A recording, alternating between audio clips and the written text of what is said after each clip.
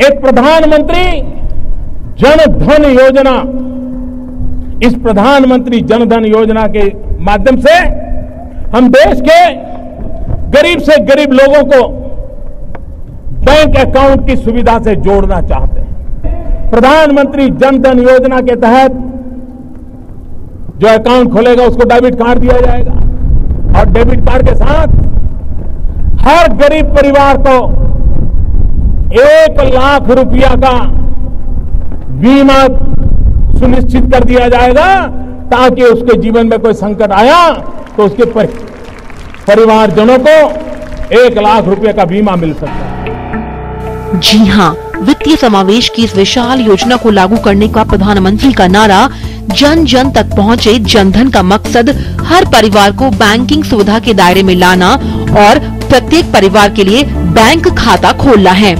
Bank खाता होने से हर परिवार की पहुंच बैंकिंग तथा ऋण सुविधा तक होती है। इससे परिवार के लोग कर्जदारों के चंगुल से बाहर आते हैं और आपात स्थिति के कारण वित्तीय संकट को दूर रख पाते हैं। साहूकारों की लोमड़चाल के चक्रव्यूह में फंसे हाशिए पर पड़े समाज को मुख्य धारा से जोड़ने में इस योजना ने अहम भूमिका निभाई है। आइए नजर डालते हैं कि प्रधानमंत्री जनधन योजना की मुख्य बातें क्या रही।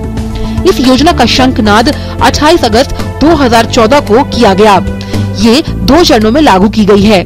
बिजनेस कॉरेस्पॉन्डेंट के माध्यम से बैंकिंग सुविधाएं उपलब्ध करवाना, यहाँ तक कि 1 लाख रुपए की दुर्घटना बीमा कवर सहित रुपए डेबिट कार्ड को भी उपलब्ध कराया जाएगा। 5,000 रुपए तक की ओवरड्राफ्ट की सुविधा भी इस योजना के अंतर्गत आती है। वहीं विभिन्न सरकारी योजनाओं के अधीन प्रत्यक्ष लाभ हस्तांतरण का विस्तार भी इसमें शामिल है।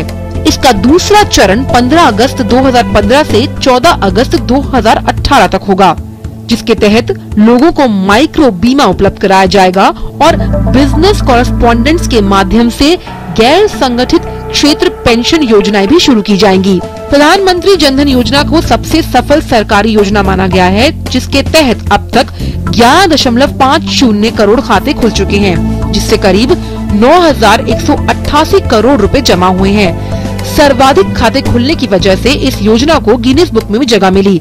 जितने बैंक खाते खोले गए उनमें से 60% ग्रामीण क्षेत्रों में और 40% शहरी क्षेत्रों में खोले गए हैं। इनमें महिला खाता धारकों की हिस्सेदारी तकरीबन 51% रही।